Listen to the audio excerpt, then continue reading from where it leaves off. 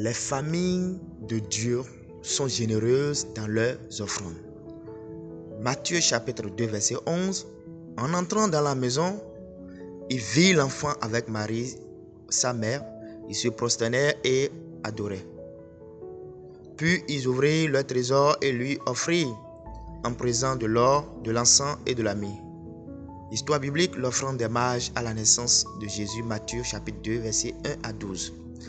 Le voyage fut long, les étoiles peignèrent le ciel comme des diamants, mais l'une d'elles en particulier guidait les pas de ces mages.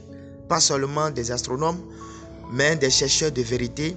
Ils venaient de pays lointains, le cœur plein d'espoir et les mains pleines. Ils ne cherchaient pas un roi ordinaire, mais celui qui était né pour régner éternellement. Après de nombreux jours de voyage à travers déserts et villes, ils arrivaient enfin dans une simple maison de Bethléem. En entrant, ils virent l'enfant émailloté dans les bras de Marie, mais la lumière dans les yeux de ce garçon était différente.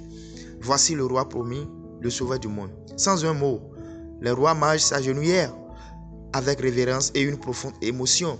Ils ouvrirent leur précieux coffre. Chaque présent était soigneusement choisi.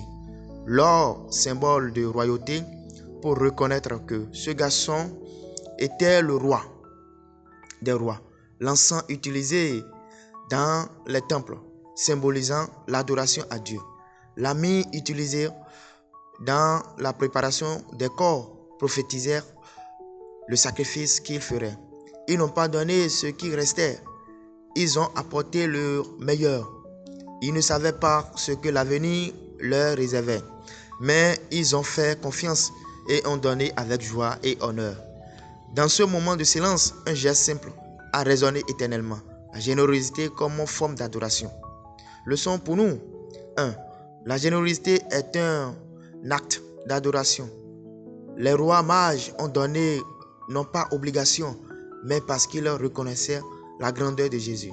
Les familles généreuses sont celles qui, en présence du Christ, ne peuvent retenir ce qu'elles ont. Elles le donnent avec joie. 2. Donner, c'est reconnaître qui est Dieu. L'or, l'encens et la myrrhe étaient des dons royaux. Chacun exprimait l'identité de Jésus. Roi, Dieu et Sauveur. Nous donnons généreusement lorsque nous reconnaissons la valeur qu'il a pour nous. 3. Donner révèle le cœur et active l'action de Dieu. Les rois mages ont donné avant d'avoir vu des miracles. Nous aussi, lorsque nous donnons avec foi et générosité, nous touchons le cœur de Dieu et ouvrons la voie à des expériences profondes et surnaturelles. En conclusion, la générosité des rois mages nous rappelle que donner est une façon de dire « Seigneur, je te reconnais. Tu es digne de ce que je fais de mieux. » Les familles généreuses portent en elles le cœur de l'adoration et leurs offrandes laissent des traces éternelles. Puissions-nous être comme les rois mages, prêts à voyager loin, à dépasser les limites et à donner joyeusement à notre Sauveur? Question de réflexion. Mes offrandes sont-elles le fruit d'une adoration ou d'un devoir? Comment ma famille peut-elle devenir plus généreuse en signe de foi? Que puis-je offrir au roi aujourd'hui qui reflète mon amour? Prions.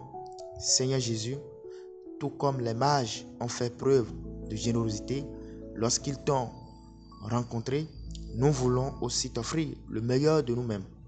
Que nos familles aient le cœur ouvert, les mains généreuses et une adoration sincère. Apprends-nous à te reconnaître et à répondre par des offrandes pleines d'amour et de foi. Que nos dons glorifient ton nom en toutes choses, en ton saint nom. Amen.